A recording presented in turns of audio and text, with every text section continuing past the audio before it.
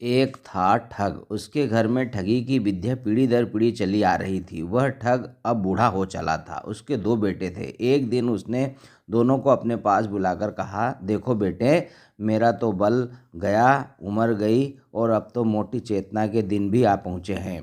तुम दोनों ऐसे ही अब तक ठगी के लिए कभी निकले नहीं हो। हमारी कुल विद्या डूबी जा रही है।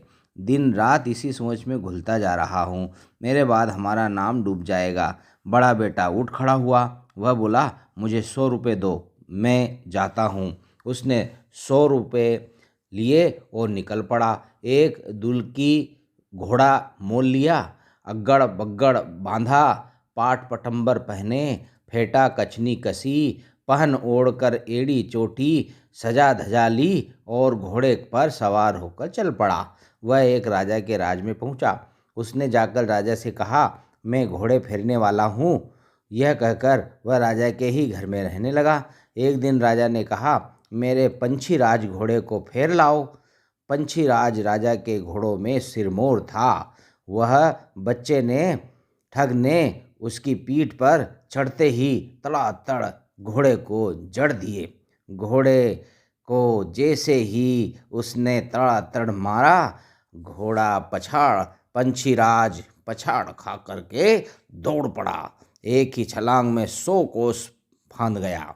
राजा बैठे घोड़े की बाट जोहते रहे और वह ठग घोड़े को लेकर उड़नछू हो गया।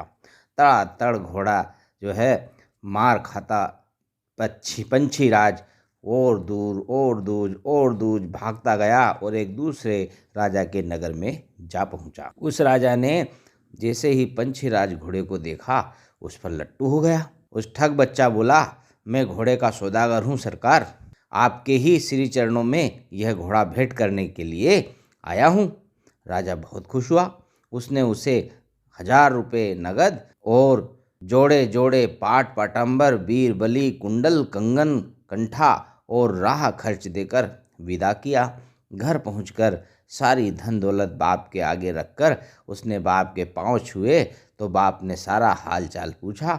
वह बेटे के कर्तव्य सुनकर ठग बहुत खुश हुआ।